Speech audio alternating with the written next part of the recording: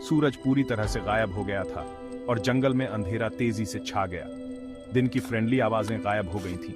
अब अजीब और परेशान करने वाली आवाजें पेड़ों के बीच गूंज रही थीं। उसे रात बिताने के लिए एक सेफ जगह ढूंढनी थी। उसका एक्साइटिंग एडवेंचर अचानक सर्वाइवल के लिए एक डेंजरस चैलेंज में बदल गया था।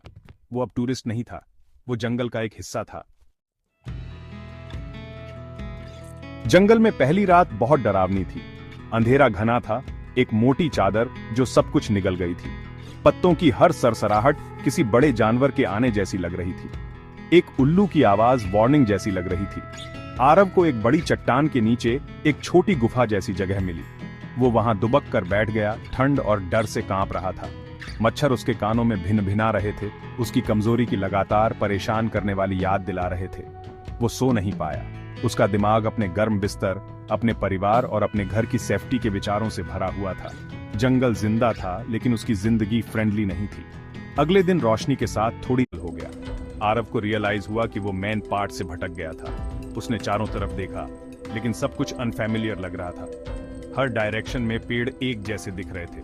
पंछियों के गानों की जगह एक अजीब खामोशी थी। उसके दिल में चिंता बढ़ने लगी। उसने अपना मोबाइल फोन चेक किया, लेकिन कोई सिग्नल नहीं था। उसकी दुनिया से कंफर्टिंग कनेक्शन टूट गया था। वो अकेला था, सचमुच अकेला, विशाल, कभी न खत्म होने वाले वाइल्डनेस में। खूबसूरत जंगल अब एक मिस्टीरियस भूल भुलैया जैसा लग रहा था। पैनिक होने लगा, लेकिन आरव ने शांत रहने की कोशिश की। उसे अपने दादाजी के शब्द याद आए, डर एक परछाई है, हिम्मत रोशनी है। उसने गहरी सांस ली। वो जानता था कि उसे सरवाइव करना होगा। सूरज पूरी तरह से गायब हो गया था और जंगल में अंधेरा तेजी से छा गया। दिन की फ्रेंडली आवाजें गायब हो गई थीं। अब अजीब और परेशान करने वाली आवाजें पेड़ों के बीच गूंज रही थीं। उसे रात बिताने के लिए एक सेफ जगह ढूंढनी थी। उसका एक्साइटिंग एडवेंचर अचानक सर्वाइवल के लिए एक डेंजरस चैलेंज में बदल गया था। वो अब टूरिस्ट नहीं था, वो जंगल का एक हिस्सा था। जंगल में पहली रात बहुत डरावनी थी। अंधेरा घना था, एक मोटी चादर जो सब कुछ निगल गई थी।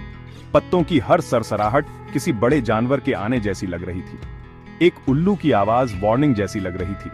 आरव को एक बड़ी चट्टान के नीचे एक छोटी गुफा जैसी जगह मिली। वो वहां दुबक कर बैठ गया, ठंड और डर से कांप रहा था। मच्छर उसके कानों में भिन भिना रहे थे, उसकी कमजोरी की लगातार परेशान करने वाली याद दिला रहे थे। वो सो नहीं पाया। उसका दिमाग अपने गर्म बिस्तर, अपने परिवार और अपने घर की सेफ्टी के विचारों से भरा हुआ था। जंगल जिंदा था, लेकिन उसकी जिंदगी फ्रेंडली नहीं थी। अगले दिन रोशनी के साथ थोड़ी राहत मिली। आरव ने खाने और पानी की तलाश की। उसे एडिबल वाइल्ड बेरीज के बारे में पढ़ना याद आया।